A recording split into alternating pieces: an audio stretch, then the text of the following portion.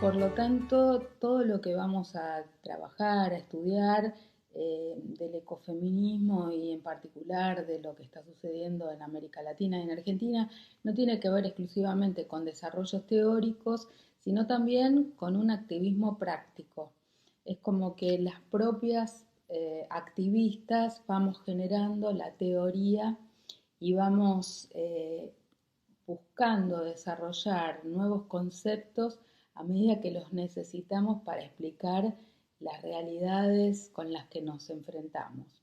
Esto nos ha pasado de construyendo el derecho, de construyendo la teoría política y bueno, también en este caso estamos reformulando lo que han sido hasta ahora las corrientes del ambientalismo o incluso del propio ecologismo. Por eso la idea de estas tres bloques es analizar el papel de las mujeres en la defensa del ambiente y cómo el feminismo, por un lado, puede ayudar al ambientalismo a ecologizarse radicalmente y sobre todo estudiar la situación de las mujeres ante la existencia de estados patriarcales extractivistas donde está ausente la perspectiva de género, siendo que la política ambiental no es una excepción. Eh, Explicamos el ecofeminismo como un movimiento social y político y también como una teoría y una praxis y vamos a sintetizar las principales propuestas que entendemos imprescindibles para un cambio de paradigma, para el cambio de paradigma que propiciamos. Primero, déjenme hacer un paréntesis sobre la actualidad y la situación de la pandemia, porque si bien hoy todos hablan de la crisis de la pandemia, estamos ante una profecía autocumplida. Yo sé que es difícil abordar estos temas, esta es una conversación difícil sobre tendencias y patrones que ya venían increyendo. La situación que vivimos en este momento es difícil, pero hace 30 años que la comunidad científica preanuncia que esto o algo similar iba a pasar y por lo menos hace 2 años esto estaba ya súper chequeado científicamente. Entonces, estamos frente a una crisis que genera incertidumbres y hay miedos frente a los riesgos, pero lo importante también es que situaciones que venían siendo normalizadas hoy están generando por lo menos algunas reflexiones. De todas maneras, lo que queremos decir es esta crisis del salto zoonótico y de la pandemia y de este virus eh, es como un problema cuando ya veníamos en la cubierta del Titanic. Ya veníamos con otros problemas que vamos a tratar de comentar durante la charla de hoy, sobre todo cuando hablemos de crisis climática, cuando hablemos de pérdida de biodiversidad, de extinción de especies. Eh, pero bueno, esto que nos está sucediendo ahora hay que verlo en el marco de lo que ya nos venía sucediendo y es parte del problema que desde el ecologismo y particularmente desde el ecofeminismo proponemos abordar para cambiar el paradigma. Eh, para entrar un poco en calor, hablemos un poco de las mujeres en la defensa del ambiente y del feminismo en apoyo del ecologismo. Las mujeres, junto con las niñas, somos víctimas de los más graves problemas ambientales del planeta y en nuestro país esto no es la excepción, habiendo mujeres al frente de todas las luchas de resistencia frente al extractivismo. América Latina es la región del mundo donde más mujeres se asesinan y donde más defensores y defensoras del ambiente se matan. En Argentina, desde 1983, el movimiento de mujeres, con nuestras reivindicaciones, contribuimos a ir remodelando el Estado. Como les contaba recién, muchos de los cambios que se impulsaron en materia legislativa, en materia de políticas públicas, fueron empujados por el propio movimiento de mujeres. Luego devenido en movimiento feminista, asumido como tal, con un mayor abordaje teórico, no paramos de aportar a la deconstrucción de normas, políticas públicas y jurisprudencia que eran consecuencia del sistema patriarcal y causa de su reproducción. Los cambios han sido más que evidentes, pero queda mucho por hacer. Entre tanto, feminismo y ecologismo han sido en general dos corrientes incomunicadas. Sin embargo, si analizamos los discursos de ambos movimientos, las acciones de ambos movimientos, se observa que existe una gran similitud entre ellos. Hay propuestas que se complementan, se nutren y más aún se necesitan para crear un nuevo paradigma alternativo al modelo de sociedad de desarrollo dominante. El ambientalismo y en particular el ecologismo no han aprovechado aún muchas de las reflexiones teóricas del feminismo y menos aún los aportes de la sabiduría popular, de los pueblos originarios, de las normas del buen vivir, que el movimiento plurinacional de mujeres viene recuperando y poniendo en valor. Hacerlo ayudaría a acelerar la transformación del Estado hacia posturas decididamente ecologistas, no biologicistas ni esencialistas. El movimiento de mujeres aporta claves para repensar la relación de la humanidad con la naturaleza. Ser feminista o ser ecofeminista no implica afirmar que las mujeres estén de manera innata más ligadas a la naturaleza y a la vida que los varones. Aunque algunas teóricas así lo han visto desde una perspectiva constructivista de la subjetividad, de género, podemos considerar que el interés que poseemos las mujeres por los temas ecológicos se vincula con la sensibilidad cultural y la necesidad de deconstrucción de las opresiones que sufrimos. Hablemos un poco de la situación de las mujeres, los estados patriarcales y la ausencia de la perspectiva de género.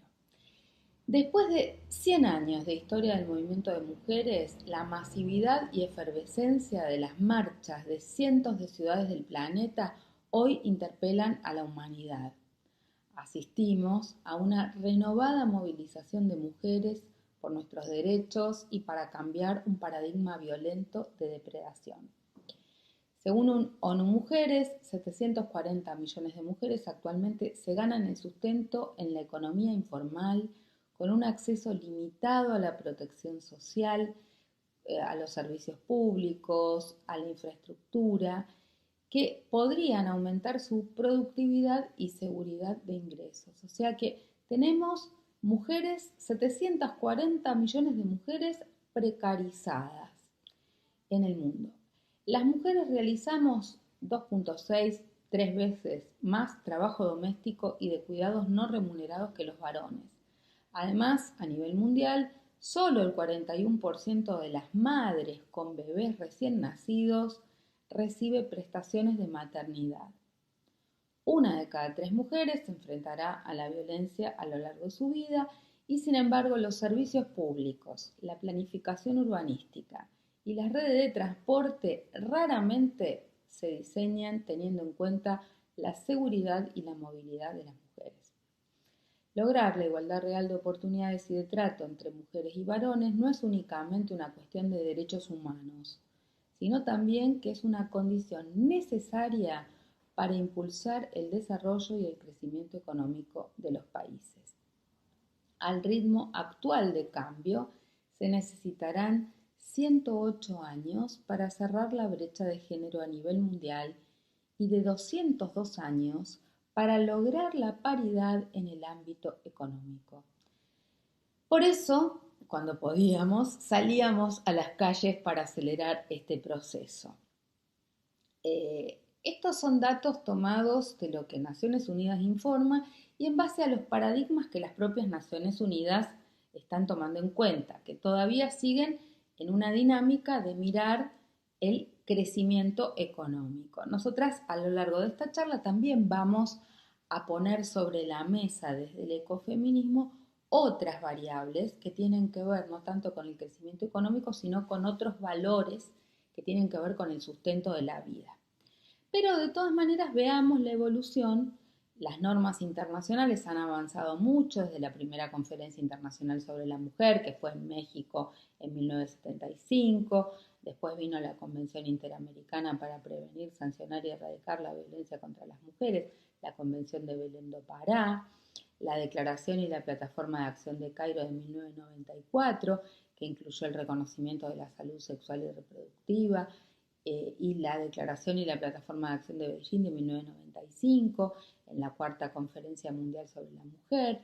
Después, a través de los Objetivos de Desarrollo Sustentable, Sostenible, los famosos ODS y la Agenda 2030, la comunidad internacional asumió el ambicioso compromiso de asegurar su plena participación, la de las mujeres, en la toma de decisiones económicas, sociales y políticas, formulado en el ODS 5.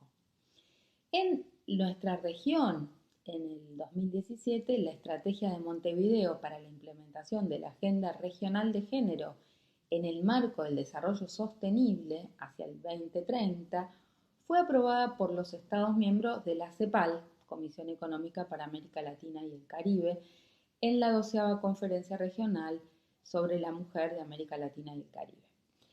Esto que llamamos Consenso de Montevideo tiene por objetivo guiar la implementación de la Agenda Regional de Género y asegurar se alcancen los objetivos de la Agenda 2030 para el desarrollo sostenible a nivel regional desde la perspectiva de la igualdad de género, la autonomía y los derechos humanos de las mujeres. O sea que los documentos internacionales de Naciones Unidas empezaron a reconocer los derechos de las mujeres y empezaron a cruzarlo con esta agenda de desarrollo sustentable, desarrollo sostenible.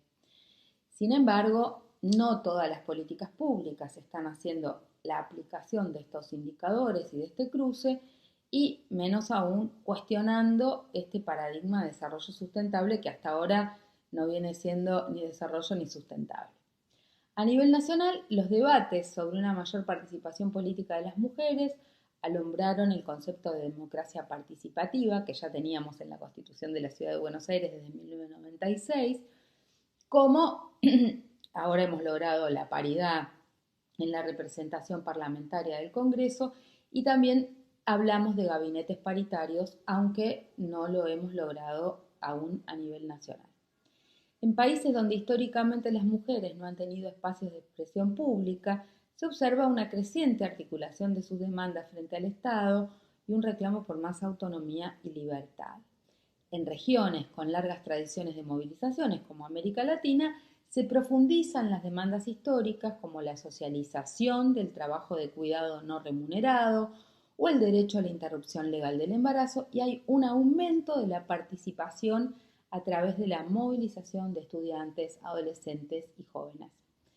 Esas expresiones de ciudadanía activa son condiciones necesarias para la profundización y consolidación de la democracia. Sin embargo, también emerge en diferentes continentes una ola de reacción conservadora y en algunos contextos explícitamente contrarios al empoderamiento, la igualdad y a los derechos de las mujeres y de las niñas. En Argentina se reglamentó la Ley de Paridad de Género en ámbitos de representación política nacional, pero no obstante los obstáculos a la plena ciudadanía de las mujeres y a una igualdad sustantiva entre mujeres y varones persisten en todos los ámbitos. Existen diferencias significativas en cómo las mujeres y las niñas se encuentran afectadas por la violencia y las desigualdades en función de clase, etnia, orientación sexual, edad, contextos ambientales. En América Latina, las mujeres indígenas y afrodescendientes siguen sufriendo una doble discriminación. Entonces, hay una agenda elaborada por el movimiento feminista en Argentina, estas asambleas que hemos venido haciendo con motivo del Ni Una Menos, con motivo de los 8 de marzo, con motivo de los 25 de noviembre, con motivo de los encuentros nacionales de mujeres que ahora son declaradamente feministas. Esta agenda elaborada por el movimiento de mujeres en la Argentina a través de estas asambleas abiertas, participativas y amasada a lo largo de más de estos 30 años de encuentros nacionales de mujeres, y potenciada por las graves circunstancias de crisis económica social generadas o agravadas por el gobierno anterior, es a su vez una plataforma de acción que debería ser asumida en su integralidad por los estados nacional y provinciales. Eso avanza en algunos aspectos, es muy auspicioso eh, la existencia actual de un Ministerio de las Mujeres, es muy auspicioso que se hayan designado en cada ministerio representantes o puntos focales que son compañeras feministas en muchas áreas, pero obviamente también nos afectó la pandemia para la implementación de muchas de las políticas que estamos esperando ansiosamente, como la legalización del aborto legal, seguro y gratuito. Se está encarando una política de cuidados, pero como vamos a ver desde nuestra perspectiva ecofeminista, faltan muchos temas estructurales por encarar, sobre todo en el cruce de estos dos reclamos, de estas dos exigencias en el cambio de paradigma. El feminismo viene a plantear el fin de una época y se opone a toda forma de fundamentalismo, construyendo una ética de la pluralidad. Si bien ha habido una lenta evolución en la inclusión de la perspectiva de género en los documentos internacionales en materia ambiental, ello ha sido una conquista del movimiento global de mujeres. Así, por ejemplo, la inclusión del principio 20 en Río, que dice que las mujeres desempeñan un papel fundamental en la ordenación, vean el lenguaje, del medio ambiente y en el desarrollo, y es por tanto imprescindible contar con su plena participación para lograr el desarrollo sostenible.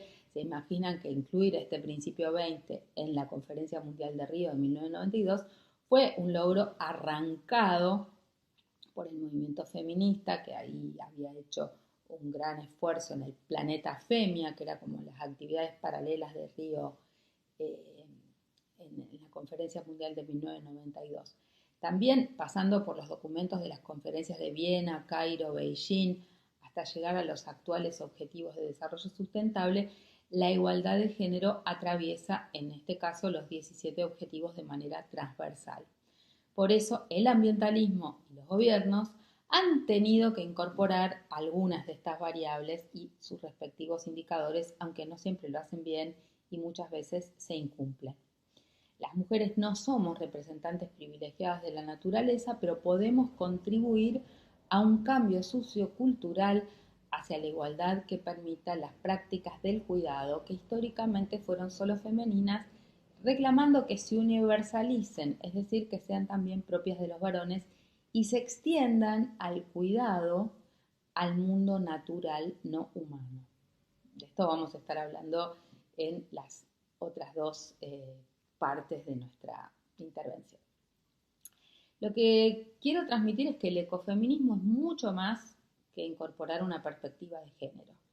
El ecofeminismo es un movimiento social, político, filosófico y ético.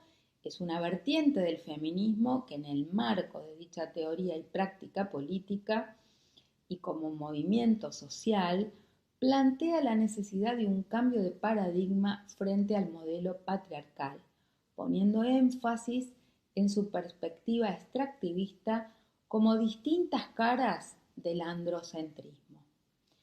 Los grandes filósofos varones de nuestra cultura occidental moderna han elaborado el sustento de un modelo de desarrollo centrado en el hombre, varón, portador de la ciencia, del saber y del poder, que hace uso de otros seres, otras seres, a los que infravalora y debe controlar. Estos filósofos del mundo occidental han contribuido y han construido una lógica dualista binaria para explicarlo todo en base a jerarquías. Hay una jerarquía entre naturaleza y cultura, entre emoción y razón, entre mujer y varón, entre cuerpo y alma, entre humano y no humano, entre espacio público y espacio privado, entre trabajo productivo y trabajo reproductivo. En esa dualidad, en esa lógica binaria, las mujeres y la naturaleza estamos del mismo lado, sin reconocimiento social y donde se desprecia al diferente o a lo diferente. Desde el ecofeminismo nos planteamos que existen múltiples opresiones y que la liberación de ellas debe y puede darse simultáneamente. Las mujeres y la naturaleza estamos oprimidas. Las mujeres somos naturalizadas y la naturaleza es feminizada en un proceso que se retroalimenta en la descalificación de ambas, en una lógica binaria y jerarquizada del patriarcado extractivista. Así, el punto de partida del ecofeminismo es la crítica a esta forma de pensamiento. Sin embargo, como les contaba, el ecofeminismo no es un resultado de un discurso académico. Se forjó al calor de las luchas sociales de las mujeres, igual que los feminismos populares del hemisferio sur. Desde los 70 las mujeres nos plantamos frente a la posibilidad de las guerras nucleares. Esto pasó en Europa, en Estados Unidos. Las mujeres de los 70 vinculaban la violencia contra las mujeres y los pueblos, determinando la necesidad de revisar la relación entre los seres humanos y la naturaleza. Luego son las que denuncian a las industrias farmacéuticas y comienzan a evidenciar los efectos no deseados y silenciados del modelo dominante. Hoy, mujeres que viniendo de las luchas sociales ambientales han llegado al feminismo, para lo cual han contribuido en gran medida en nuestro país los encuentros nacionales de mujeres que desde 1983 vienen haciéndose en todo el país. Hay otras que desde el movimiento de mujeres y luego desde el feminismo, como es mi caso, llegamos a la ecología en contacto con las mujeres víctimas y protagonistas de los conflictos ambientales. Y también hay mujeres que están en el frente de lucha en todos estos conflictos ambientales que todavía no sé si se reconocen como feministas o saben que son ecofeministas, pero son lo que podríamos denominar feministas o ecofeministas prácticas. El ecofeminismo surge del encuentro entre el feminismo y el ecologismo en el marco de las luchas populares. Aunque como humanidad hay cada vez mayor conciencia de que hemos atravesado un umbral destructivo en el daño sobre el planeta, que pone en riesgo nuestra vida humana y la de la vida de la Tierra y la de la vida en la Tierra, que los científicos llaman antropoceno, es menor aún la conciencia sobre las causas del antropoceno y su vinculación con el modelo capitalista neoliberal. El ecofeminismo hace patente esa causalidad, la denuncia y se organiza para revertirla. Por lo tanto, se trata no solo de incorporar una perspectiva de género, sino de incorporar una mirada feminista decolonial y un feminismo popular anticapitalista y antipatriarcal. Hay una crisis civilizatoria. El sistema en el que estamos viviendo, que desplaza el sostenimiento de la vida, poniendo en el centro la lógica del mercado, está en crisis. Hay una crisis socioecológica. Se ha roto el funcionamiento circular de la naturaleza. No se tiene en cuenta el costo y se invisibiliza el uso de nuestros bienes comunes a los que se considera recursos, como si fueran infinitos. Y lo mismo sucede con el trabajo reproductivo de las mujeres. El actual modelo económico es insostenible. Pretende crecer de manera ilimitada en la producción y el consumo de bienes y servicios en un planeta que tiene recursos limitados. El estilo de vida actual está llevando al agotamiento de los recursos, contaminación, cambio climático y explotación de unas regiones en favor de otras, y o agotamiento de estos bienes comunes para las futuras generaciones. Asimismo, en el plano social, estamos sobreexplotando nuestros recursos humanos. Detrás del supuesto varón productivo hay muchas tareas invisibilizadas realizadas por una o muchas mujeres en condiciones de precariedad. El modelo actual resulta depredador e insostenible, no solo con el ambiente, sino también con la vida de gran parte de la humanidad, especialmente con la vida de las mujeres, indígenas, migrantes y otras personas en situación de vulnerabilidad y o con identidades no heteronormativas. El ecofeminismo, con sus diferencias y con sus diferentes corrientes teóricas, parte de esta crítica y ofrece teorías, por eso hay que hablar de los ecofeminismos, ofrecen teorías y prácticas de cambio. El ecofeminismo propone otras epistemologías para escuchar a los pueblos originarios, los pueblos campesinos, a las voces silenciadas de las propias mujeres. critica un modelo de desarrollo que consideramos causantes de todas las crisis ecológicas y de la desigualdad entre mujeres y varones, y también causante de la explotación de los pueblos y de territorios enteros. El ecofeminismo, los ecofeminismos buscan aportar soluciones para salir de este modelo y encontrar modelos sostenibles, equitativos, justos, regenerativos. De esto vamos a estar hablando. Bueno, quisiera introducirlos en algunas definiciones básicas para que entendamos de qué estamos hablando sobre los temas ambientales.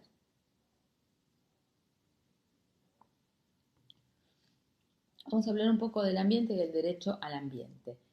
Tradicionalmente, de manera habitual, en la evolución de estos años, desde la década del 60, 70 hasta la fecha, la doctrina, los autores han ido evolucionando con diferentes matices, hay definiciones diferentes del ambiente, se percibe una tendencia a la evolución en las definiciones de ambiente.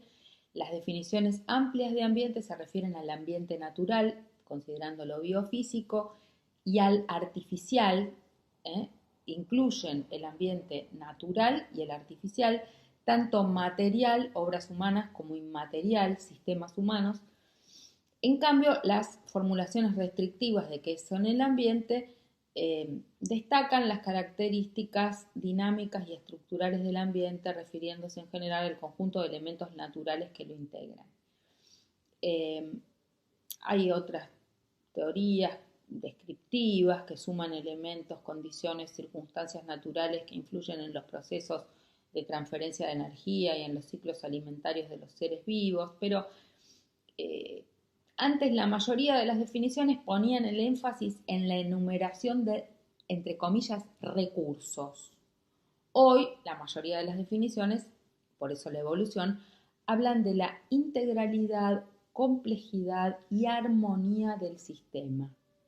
Hay mayor consenso en las definiciones ambientales en la comprensión de lo biofísico y lo sociocultural.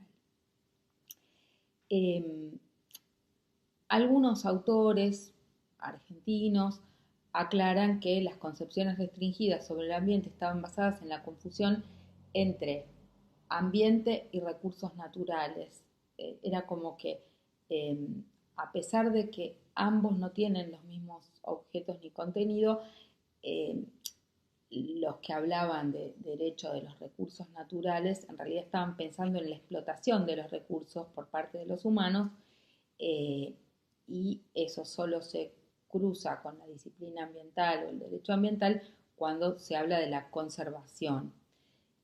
Todavía hoy en las facultades de Derecho se siguen hablando de la materia es recursos naturales 1 y 2, y en realidad explican cómo es la explotación agropecuaria, agroganadera, y cómo es la explotación mineral, de los minerales. En cambio, todavía no hay una materia, o sea, se da derecho ambiental en el posgrado, se incorporan variables de derecho ambiental, pero sigue la confusión entre la explotación de los recursos naturales y el derecho ambiental. Vidal Campos, que es un constitucionalista famoso, señala que el ambiente no se circunscribe al entorno físico y a sus elementos naturales, agua, atmósfera, biosfera, tierra, subsuelo, sino que también comprende todos los demás elementos que los seres humanos creamos y que posibilitan la vida, la subsistencia y el desarrollo de los seres vivos.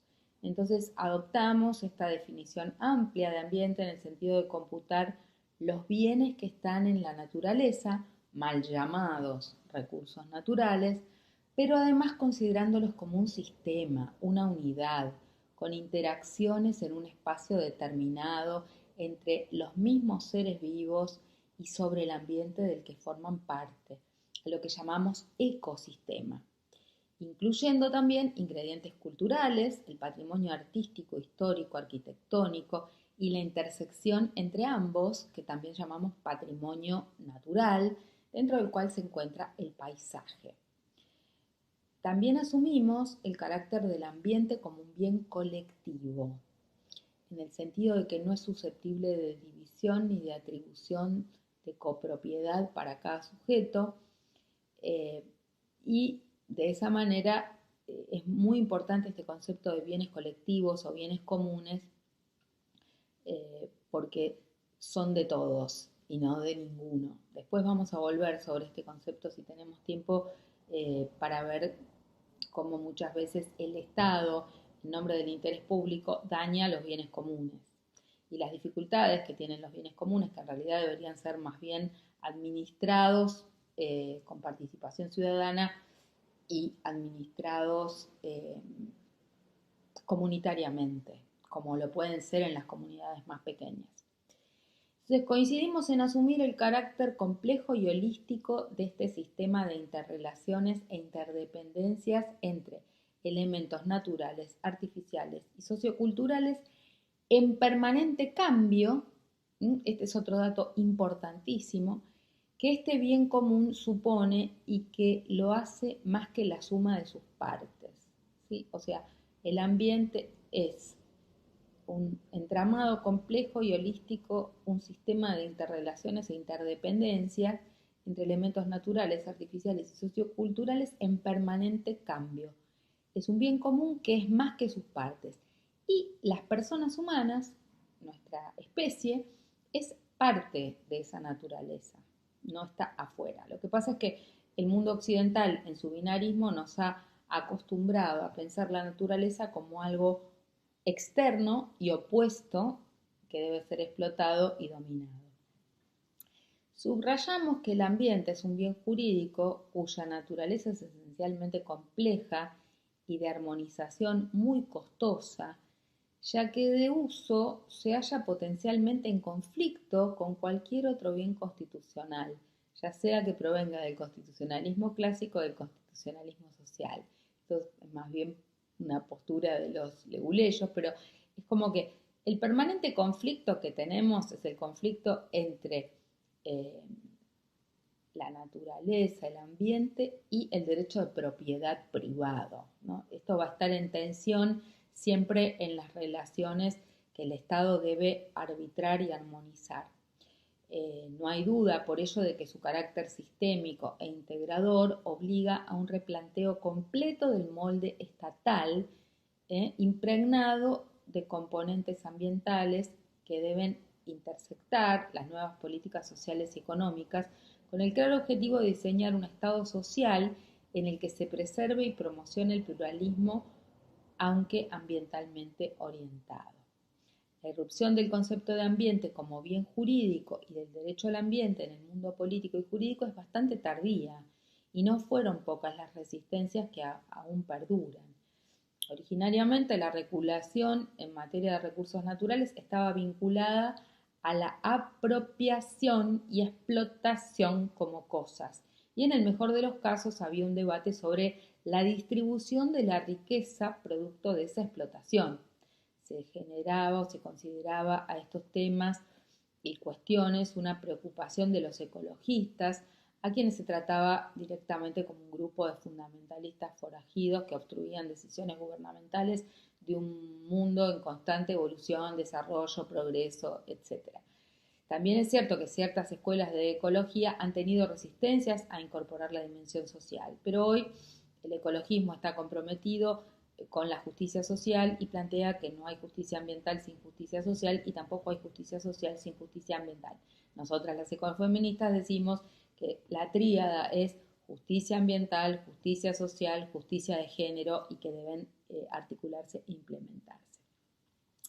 La historia del mal llamado medio ambiente, así se lo empezó a llamar por un error en una traducción del inglés al español, en realidad era medio o ambiente, eran sinónimos. Por eso las personas instruidas que saben del tema jamás hablan de medio ambiente, sino que hablan de ambiente, porque son sinónimos la palabra medio y ambiente. Pero la historia del ambiente comienza con la toma de conciencia de la transformación de la naturaleza por la intersección del ser humano y evoluciona en la inclusión en los tratados y documentos internacionales, subrayando como hitos conceptuales fundamentales la Conferencia de Estocolmo de 1972, el informe Brundtland, de la ex primer ministra Brundtland de 1987, y por supuesto, centralmente, la Conferencia de Río de Janeiro de 1992, que se acuerdan que fue súper importante, que marcó la agenda ambiental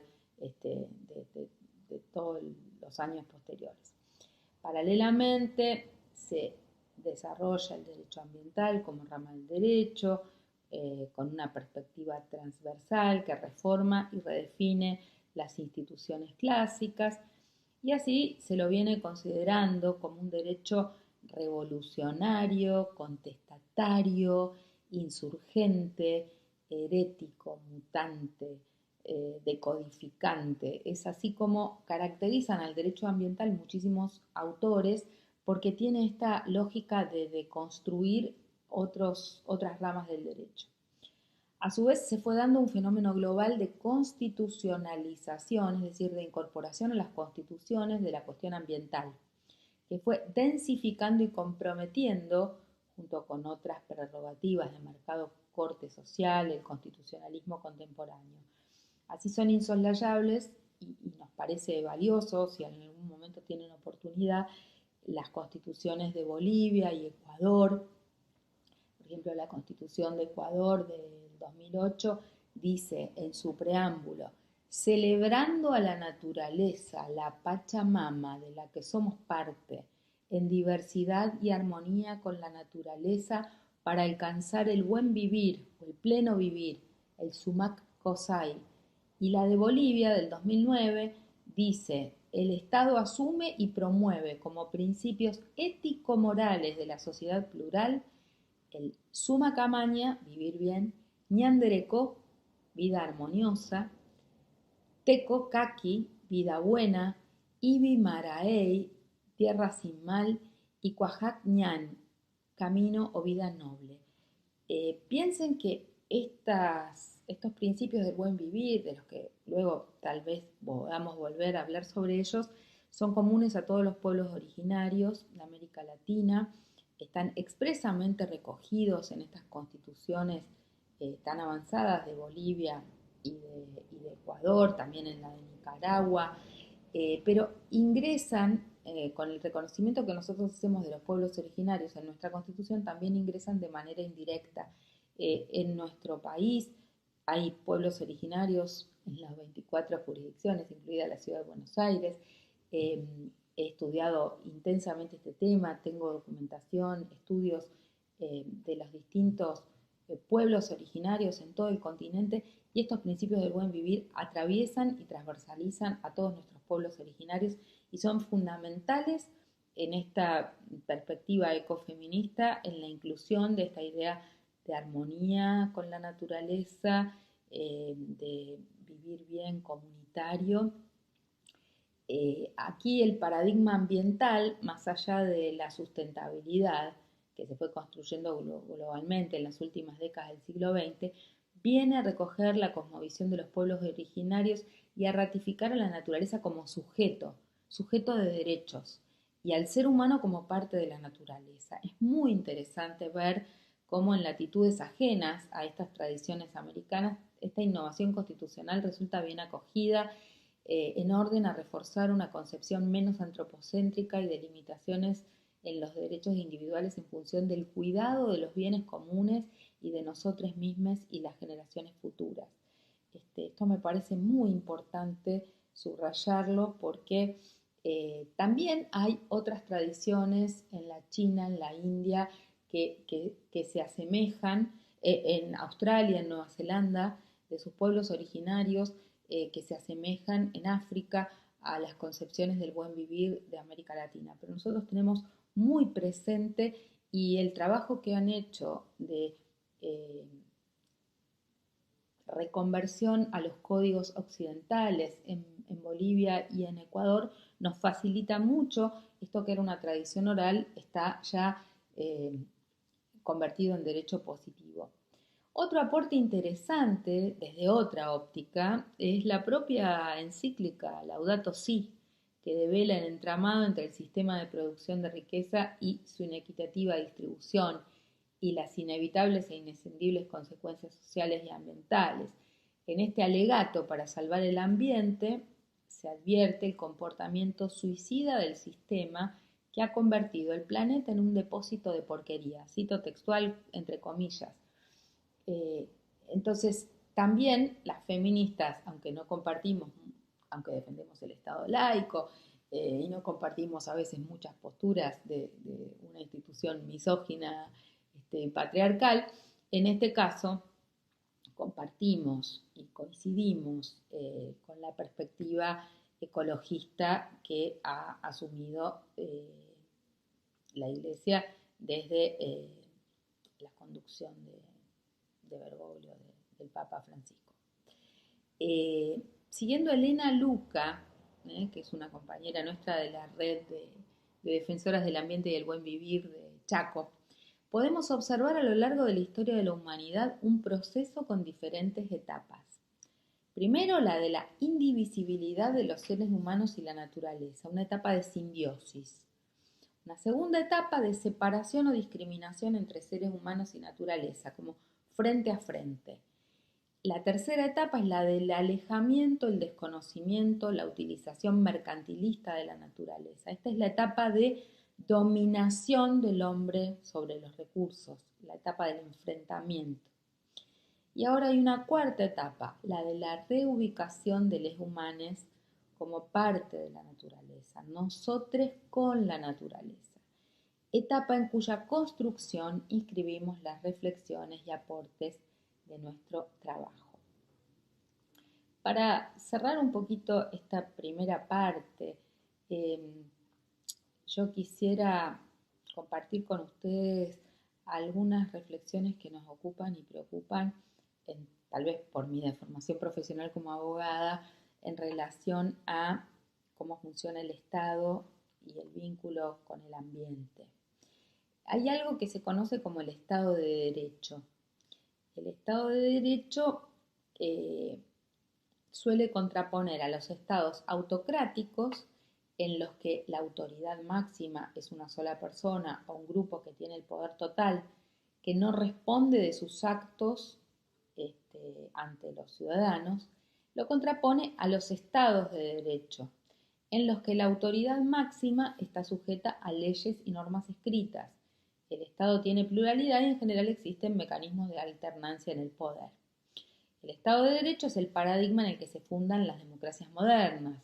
Supone una sujeción de la actuación del Estado a normas jurídicas. Esto vale para el Estado de Derecho a nivel de los Estados nacionales o el Estado de Derecho a nivel global, ¿no? Hay una sujeción de actuación del Estado o de los Estados a las normas jurídicas nacionales o globales. La Constitución en un Estado democrático de derecho normalmente obedece al dogma de la separación de funciones, separando al Estado en tres poderes, ejecutivo, legislativo y judicial, y se encarga de ejercer dichas funciones respetando un entramado complejo, ya veremos que esto es bastante relativo, pero de frenos y contrapesos que permiten la coexistencia funcional y armónica entre ellos, sin perjuicio de la creación constitucional de otros órganos que ejerzan funciones más específicas, como cuando hay un tribunal constitucional. Pero el Estado de Derecho, en sentido meramente formal, exige en su organización político-social que cualquier poder sea conferido por ley y ejercido en las formas y procedimientos que ella establece. Esta excepción no excluye a los estados autoritarios, ya que la anterior condición puede ser satisfecha por sus sistemas jurídicos, o sea, puede haber un Estado de Derecho formal. En cambio, cuando hablamos del Estado de Derecho real o material, requiere además que cualquier poder sea limitado por la ley. Condiciona no solo su forma, sino también su contenido. Es lo que hablamos de la razonabilidad de las leyes. Esta segunda condición, según qué contenidos sean señalados como deseables, excluye a los estados totalitarios. Entonces, los pilares del Estado de Derecho moderno son la supremacía de la Constitución, el principio de legalidad, la responsabilidad del Estado por sus actos frente a los ciudadanos, y uno de los requisitos más importantes tiene que ver con que tanto sus normas jurídicas como la actuación de sus autoridades cuando aplican dichas normas jurídicas deben respetar, promover, consagrar los derechos humanos y ser razonables. Ahora, cada vez más está cobrando más fuerza a nivel nacional e internacional hablar del Estado ambiental de derecho, para reforzar la urgencia y la importancia y la necesariedad de considerar el componente ecológico en el Estado de Derecho. Entendemos por Estado ambiental de derecho el deber del Estado de sujetarse, en el ejercicio de sus funciones, a las normas y principios del derecho ambiental. Este deber puede ser interpretado desde el texto constitucional y tiene un rol fundamental en la posmodernidad de la ciencia jurídica en contextos de vaguedad de enunciados jurídicos. Al referirnos al Estado ambiental de derecho, estamos hablando de reconfigurar la gobernabilidad, de modo que se pueda lograr armonía entre el sistema económico, social y ambiental. En la Argentina, obviamente, en el control de sujeción a las normas ambientales básicas se debe considerar como estándares mínimos los principios ambientales contenidos en la Constitución Nacional, artículo 41, que recomiendo su lectura, los tratados internacionales en materia de derechos humanos, las recomendaciones de los organismos internacionales en esta materia, tanto sea Comisión Interamericana de Derechos Humanos, Corte Interamericana de Derechos Humanos o el Comité de Derechos Económicos, Sociales y Culturales, que cada vez tiene más interpretaciones ambientales sobre los derechos humanos. También la Ley General del Ambiente y otras normas de presupuestos mínimos como la Ley de Bosques, la Ley de Glaciares, la Ley de Humedales. Bueno, estos marcos son los que deberían ser conocidos por nuestros ciudadanos y ciudadanas y obviamente aplicados a pie juntillas por los estados. Pero son en principio los estados y mayormente los estados provinciales y en muchos casos el Estado Nacional los que violan los derechos básicos consagrados por el derecho ambiental, que ya no es ni la revolución ecofeminista ni el cambio de paradigma, son los estándares mínimos para no seguir cruzando los límites. El Estado argentino se ha comprometido firmando no solamente tratados, sino también compromisos en materia ambiental, en materia de cambio climático, que no está cumpliendo. La mayoría de los estados del planeta no lo están cumpliendo y algunos se están retirando de estos convenios, como es el caso de Estados Unidos, pero quienes defendemos el Estado de Derecho empujamos para que se cumplan las leyes a nivel nacional, a nivel internacional y por supuesto que también creemos que a veces la ciudadanía tiene derecho a desobedecer cuando se violan sus derechos. De eso vamos a hablar en el siguiente capítulo cuando hablemos de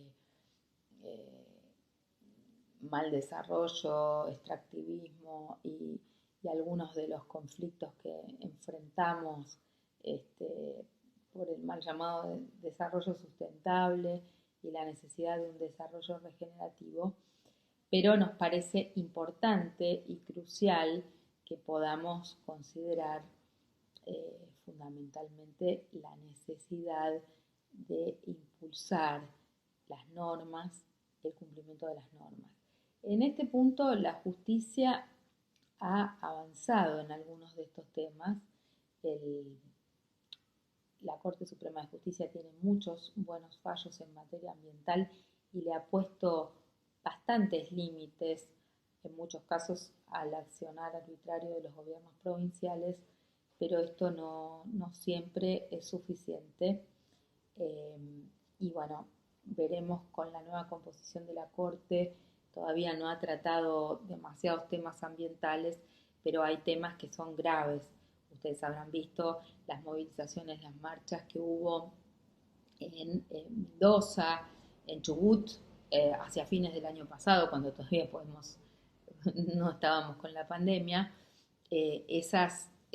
La voluntad de los gobiernos provinciales y del gobierno nacional de impulsar leyes que van contra la voluntad general de los pueblos de esas provincias en aras del extractivismo, en función de suponer que el crecimiento económico, la posibilidad de explotar esos recursos para el pago de la deuda, nos vuelven a poner en una encrucijada. De hecho, aún en medio de la pandemia, no pararon la explotación minera, ni el riego con agrotóxicos, ni algunas cuestiones que también ponen en vilo la vida humana sobre el planeta. Así que nos parece que allí se violan muchísimos principios ambientales y se quiebra el Estado, no solo ambiental de derecho, se quiebra el Estado de Derecho, el cumplimiento de las leyes por parte de los propios funcionarios y de los propios poderes del Estado. Bueno, dejamos por acá.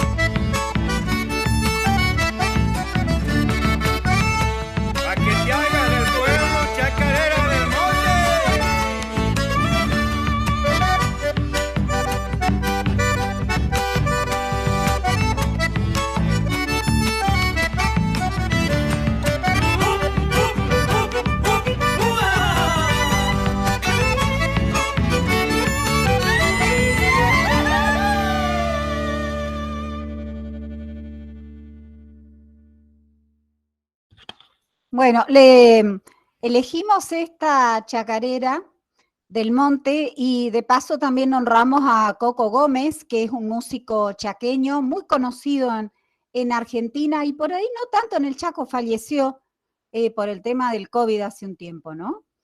Bueno, la idea es poner un poco de la mirada de género y diversidad en los sistemas productivos de la ruralidad. Yo voy a usar como base de la presentación una investigación de 4 años que hicimos con familias campesinas.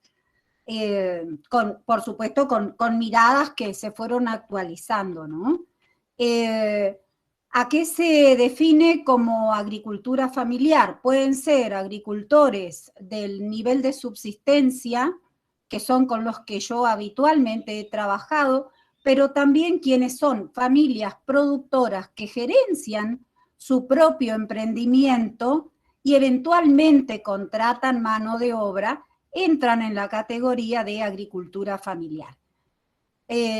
Tienen sus propios estilos de trabajo, muchas veces vinculado al trabajo con animales, que ahí hay una cuestión que es bastante...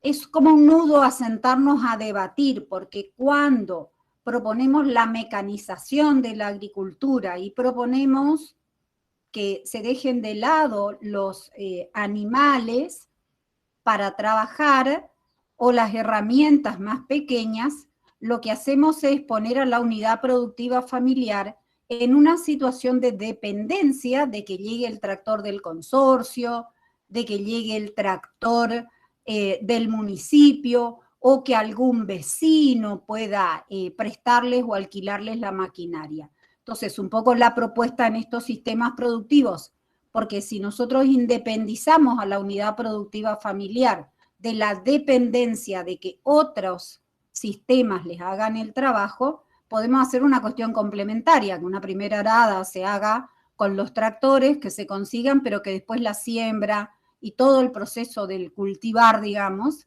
sea manejado con los tiempos que la familia necesita.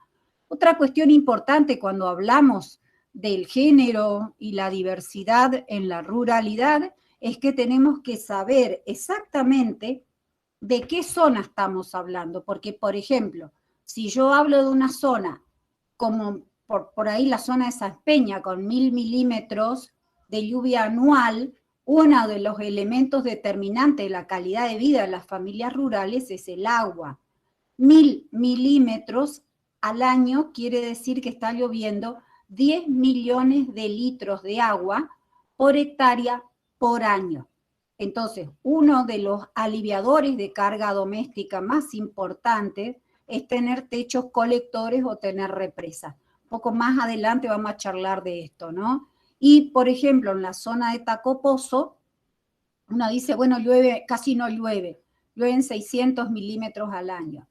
Pongamos, está lloviendo un poco menos hace unos años, porque esta es una información que es de hace bastante tiempo. Pongamos que llueve 400, esto es 4 millones de litros de agua por hectárea año está cayendo en forma de lluvia. Si nosotros volvemos a las prácticas de cosecha de agua de lluvia, estamos trabajando mucho, muy rápidamente sobre lo que es el aliviador de la carga doméstica, porque una de las tareas que lleva más tiempo y que la realizan mujeres y jóvenes y niños es el acarreo de agua, tanto para uso humano como para uso animal, ¿no? Ya hemos venido hablando a lo largo de muchas clases qué es esto de género, igual lo vamos a seguir conversando, estuvimos charlándolo bastante en el aula de San Martín con una práctica que compartimos. Y la semana que viene, el día 3, yo voy a andar ahí por Pampa del Indio. Y aprovecho también para saludar al equipo de Acercar Derechos del Ministerio de Mujeres, Género y Diversidad de la Nación, en su delegación en la provincia de Chaco, que la verdad que este equipo se puso al hombro de verdad acompañar y ayudar a esta escuela, y estuvieron la anterior vez en San Martín y ahora están en Pampa del Indio, ¿no?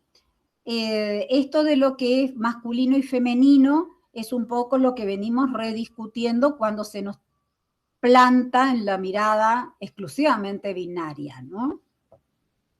Y yo me voy a tomar un minuto más o menos para decir una vez más que esto que nosotros estamos conversando, debatiendo, analizando, pensando, qué sé yo, en nuestra Escuela Popular de Género y Diversidad de Pampa del Indio y que llamamos Nuestros Cuerpos y Nuestros Territorios y que María José lo explicó también en torno a lo que es el extractivismo, quiero decirles que este planteo no es que lo inventó la María José Lubertino o la María Angélica Quez o alguien. Esto es una historia que viene de hace muchísimos años y que arrancó por 1900 aproximadamente con muchísimos planteos individuales de mujeres que ya empezaron a trabajar, por ejemplo, por el derecho a votar.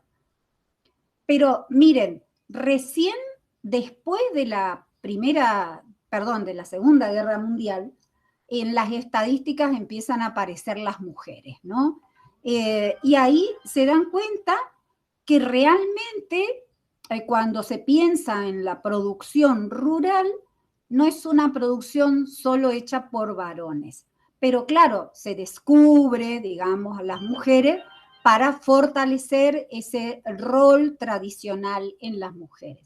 Luego van ocurriendo en el campo ambiental, por eso pongo en paralelo, digamos, por esto del ecofeminismo, en el campo ambiental aparecen las reivindicaciones en los años 70 y asimismo las mujeres también empiezan a conformar grupos y organizaciones, y luego aparece la década internacional de la mujer de Naciones Unidas, y en el 75 ocurre una importantísima reunión en México que marcó un hito en el movimiento.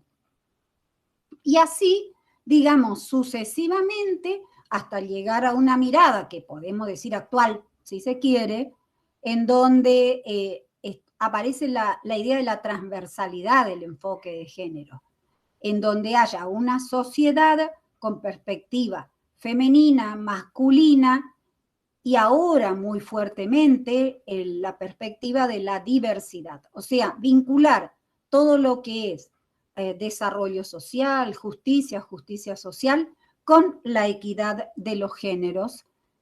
Y bueno, y esto me pasé del minuto, pero los programas y proyectos de desarrollo en la ruralidad tuvieron que incorporar esta mirada, primero porque los financiadores externos lo pusieron como condición, y después porque muchas mujeres nos fuimos empoderando en los territorios. Recuerden que mi ponencia, mi presentación ahora es con una mirada focalizada en la ruralidad, pero también pasó en otros ámbitos. Entonces, esto fue como pasando de ser solo que las mujeres nos fortalecían como cuidadoras hasta ser parte de los procesos de desarrollo. Luego de esta parte histórica, digamos, en la ruralidad hay una cuestión muy particular que nos diferencia de lo que es la urbanidad, y es que el trabajo productivo y el reproductivo doméstico están todos en el mismo lugar, a diferencia de la ciudad, que por ahí en general lo productivo está fuera de la casa, digamos. Y el trabajo comunitario es otra de las miradas que hay que tener en cuenta. Cuando estuvimos trabajando con esto, aplicamos como una encuesta, y esto yo ahora lo voy corroborando en otros lugares para ver quién es el responsable de determinadas tareas. En general se mantiene que en el trabajo productivo son los varones. Productivo, entendiendo aquello que se va a vender. Cuando es más cercano al peridomicilio, o sea, en el entorno de la casa, que en general es lo que se va a usar para consumo y últimamente va a la venta o al intercambio con los vecinos, prioritariamente trabajan las mujeres. Siempre que sea productivo, ustedes van a ver que cuando lo conversan, hasta las mujeres, que cuando ellas lo hacen al trabajo, refieren que es responsabilidad del varón o del esposo o lo que fuera, ¿no? En la ganadería menor, la responsabilidad de verdad, cuando uno observa, recae en las mujeres y en los chicos. Pero, insisto, cuando uno pregunta, casi todo es de los varones. En esta mirada que no hemos podido deconstruir en la ruralidad, en donde se interpreta como trabajo aquello que es un trabajo que demanda un enorme esfuerzo físico, ¿no? Lo que es productivo, bueno, la mayoría de nosotros lo conocemos, pero se usa el monte, aun cuando no siempre se reconoce, porque está también muy metido en la cabeza que lo que es comida del monte es comida para otro tipo de gente y no para uno, digamos. Ahora estamos retrabajando ese concepto, claramente, ¿no? Y cuando uno investiga un poco en lo que es el trabajo reproductivo, en el sentido de lo que permite la reproducción social de la unidad productiva familiar, como podrán ver ahí, todo lo que en general, todo recae sobre las mujeres y las niñas, les adolescentes están colaborando.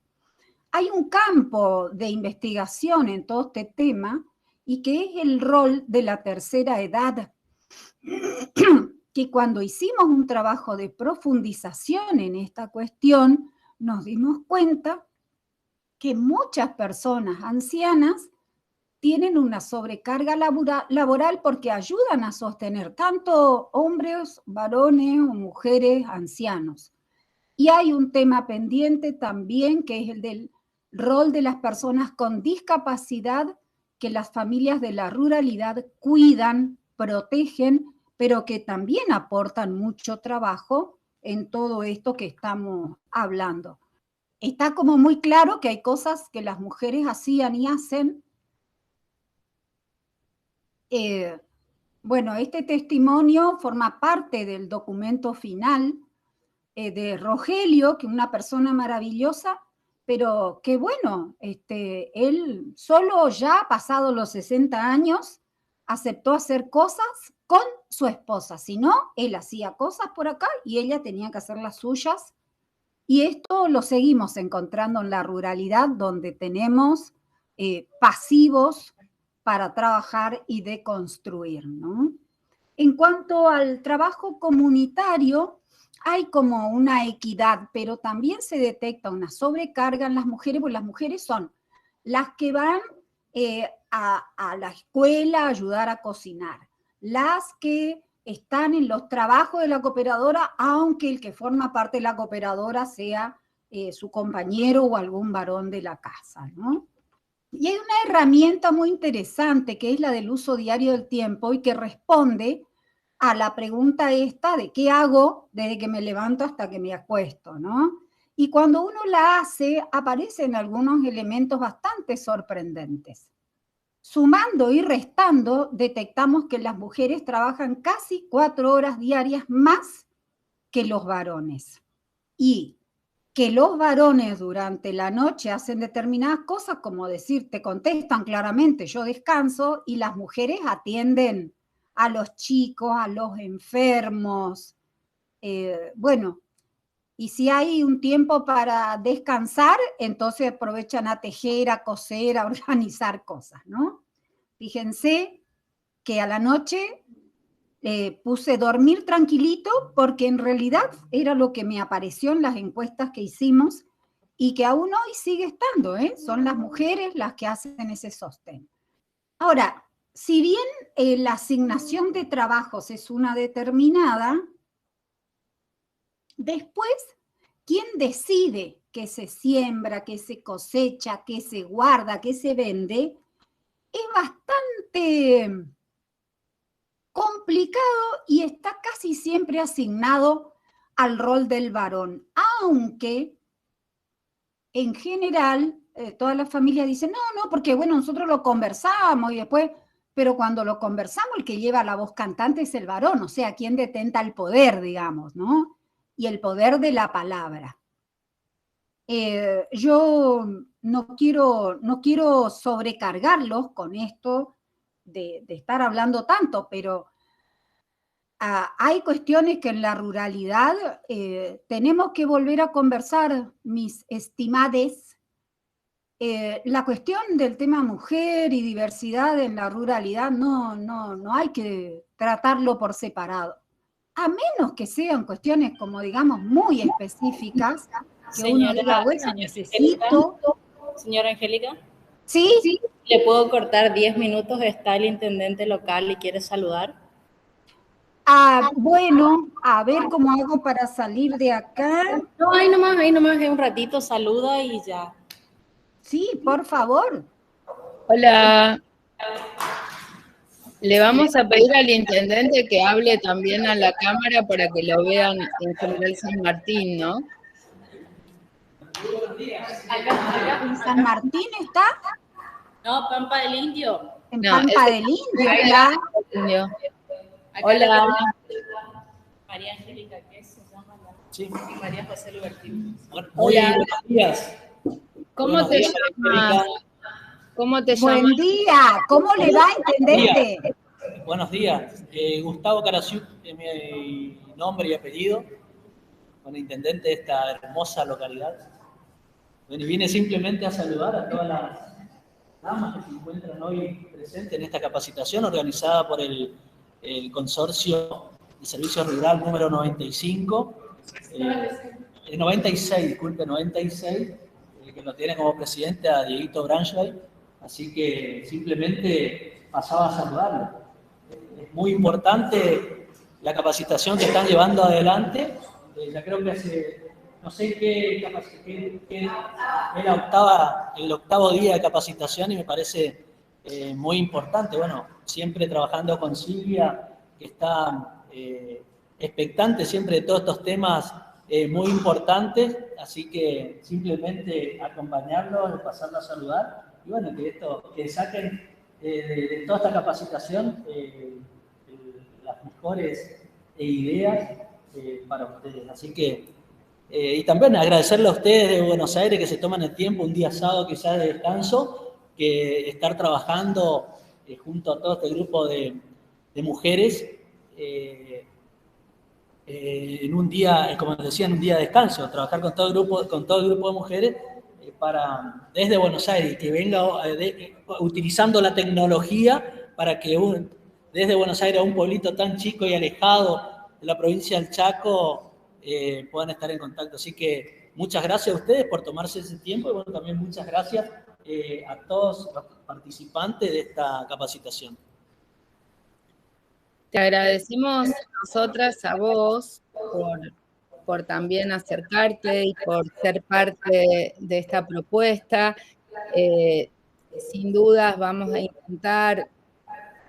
intentar ir en septiembre para el cierre allí a Pampa del Indio, para verlos personalmente, para el día de la entrega de los certificados, así que esperamos que también puedas estar ese día con nosotros y seguramente ya las compañeras y los compañeros de Pampa del Indio que han participado de este curso se van a acercar a llevarte seguramente algunas propuestas o inquietudes de en qué cosas pueden seguir trabajando juntos, ¿no?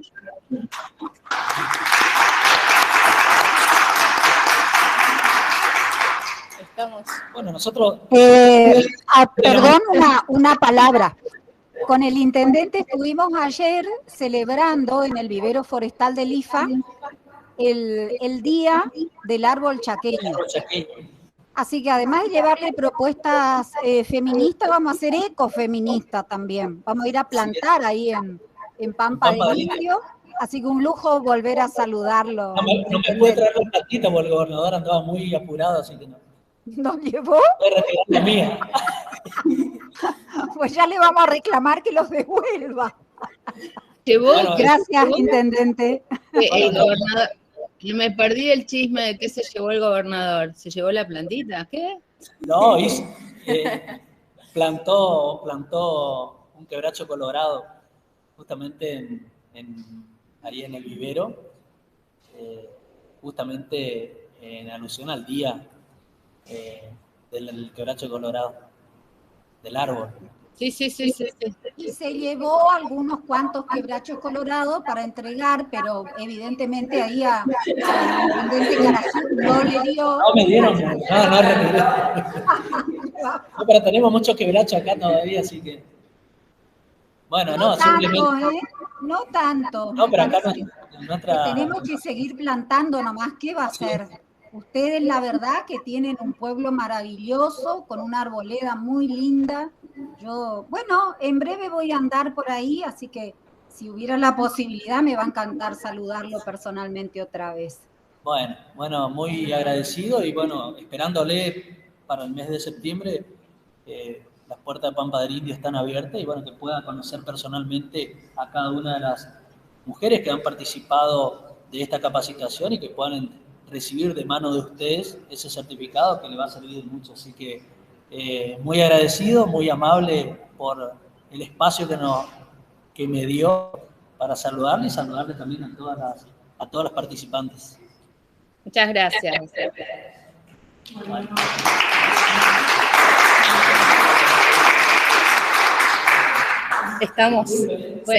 Seguimos clase, María Angélica, dale.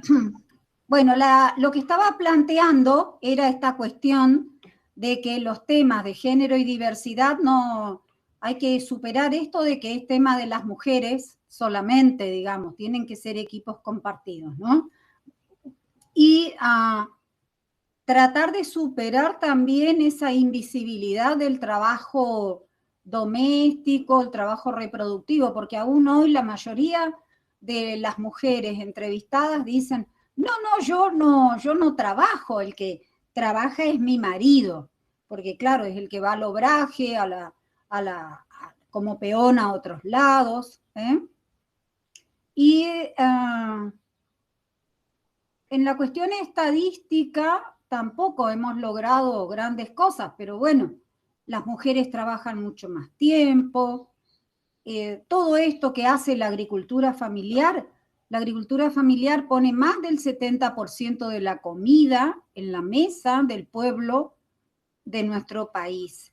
Y entonces es un sector de la producción que es muy importante. Son un sector de la producción que es muy importante.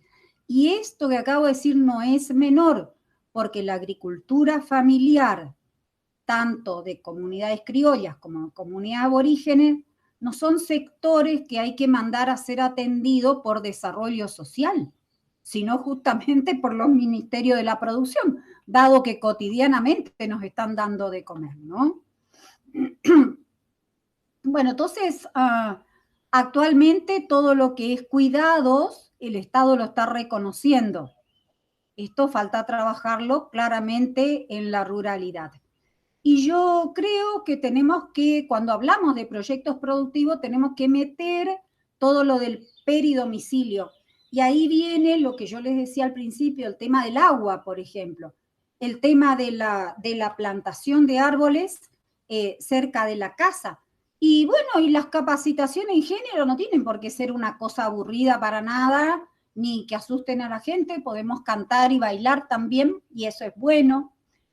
Hay un montón de ideas que andan dando vuelta, pero me parece que muchas de las cosas que estamos conversando son difíciles de abordar, sobre todo desde el mundo de los técnicos de la ruralidad, porque hay que entrar a discutir adentro de uno mismo paradigmas que ha heredado de la cuestión familiar, y por eso es que nos resulta tan difícil a los técnicos duros, digamos, veterinarios, agrónomos, forestales, rediscutir esto, ¿no? Y aún al día de hoy, mucha gente del mundo técnico, cuando lo planteaste, dicen, no, bueno, pero yo me ocupo de mi trabajo, que es que produzcan. Claro, si a cambio estás haciendo sobrecarga laboral en las mujeres y en los jóvenes, están haciendo, no sé, presión sobre aquellas áreas de la familia que ya están complicadas, y no te haces cargo de eso, bueno, entonces quiere decir que tu desarrollo va a ser bastante rengo, ¿no? Y otra cuestión que te dicen siempre es esto de que, yo no me quiero meter en estas cosas porque después se generan problemas. En realidad no es que los problemas los generamos nosotros, esos problemas existen y salen a la luz. Y cuando hay un problema, uno claramente puede tomarlo como una oportunidad y actuar. No necesariamente uno, porque ahora ya somos una red entramada en el territorio y podemos convocar al equipo a acercar derechos, podemos llamarla a la Choni Pérez, a la Itatía Costa, de última me llaman a mí y yo hago la conexión. O sea, no es que uno trabaja en la ruralidad y tiene que hacerse cargo de una problemática para resolverla puntualmente, sino que uno se hace cargo de que esa problemática existe, se conecta con otras partes de la red y entonces, bueno, vamos avanzando y un poco la idea que nosotros tenemos, creo que cada uno de ustedes sepa a dónde vamos a pedir ayuda cuando nos pasa algo.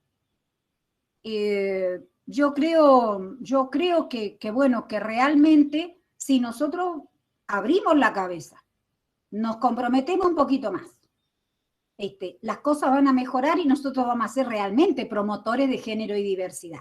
Y les decía lo de los aliviadores de carga doméstica o trabajo familiar.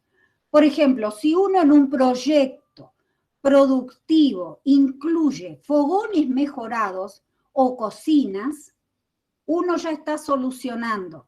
Las mujeres se tienen que agachar al fogón, tienen que respirar el humo. Los niños sufren accidentes porque los vuelcos de las ollas son muy comunes en la ruralidad. Se mejora o se optimiza el uso de la leña que se consigue y se acarrea. Y muchas veces los técnicos no vemos esto como parte de un proyecto productivo, pero esto es el soporte de todo lo otro. Cuando digo forestaciones dendroenergéticas, pienso en que está bien que la provincia plante para la forestoindustria, pero también tenemos que plantar pensando que las familias rurales utilizan la leña porque les resulta muy práctico y en lugar de tener que ir lejos al monte a buscar, si nosotros hacemos plantaciones de algarrobo, por ejemplo, cercanos a la casa, en 4 años uno está haciendo la primer poda, deja secar esas ramas y está teniendo leña de excelente calidad que no la tiene que ir a pagar en dinero y se ahorra un montón. Bueno, y ahí yo les quería contar, porque imposible que no lo escuchen de mí, la foto de arriba a la izquierda de esa persona con una remera, camisa a rayas. El algodón que se ve verde es un algodón sobre trébol blanco. Es decir, primero se cultivó el trébol en otoño e invierno, después vino la siembra del algodón y miren lo que pasó. Y al otro lado de la foto, entonces, con el mismo trabajo de arada, con el mismo trabajo de siembra, con la misma carga de carpir, etcétera, etcétera, esta familia obtuvo la mitad de la producción. Entonces, cuando nosotros decimos mejorar procesos productivos, en el sentido de que con el mismo esfuerzo cosechen el doble, también estamos haciendo un trabajo que facilita la vida de las familias. Bueno, y la foto abajo la puse para que se rían mucho porque esa era yo arando para marcar una curva de nivel, que es una cosa que lamentablemente muchos técnicos no lo están manejando actualmente, porque las curvas de nivel son fundamentales en zonas llanas como el Chaco. Bueno, el monte, que es uno de mis amores, todos los arreglos que hay que hacer para que podamos estar todos en las reuniones. Y bueno, y finalmente, casi a los 30 minutos de mi conversación con ustedes, porque les juro que me puse un cronómetro, decir esto como decía Freire, y que de alguna manera Freire es como nuestra como protección intelectual en el sentido de la educación popular. Cada cosa que decimos acá, lo estamos diciendo para que lo entienda todo el que escuche. Cuando María José habla desde Buenos Aires, aún con su acento porteño, por decirlo de alguna manera, está usando palabras que se pueden entender. Y eso es educación popular. Y el enorme esfuerzo que ella hace, realmente que lo valoró el intendente, de un sábado que podría estar haciendo otra cosa, estar aquí acompañando y sosteniendo la escuela, bueno, esto es educación popular, ¿no? Y bueno, gracias al consorcio, gracias a todos, y ahí seguimos, digamos, con esto de seguir intentando estar juntos y empujando estas ideas.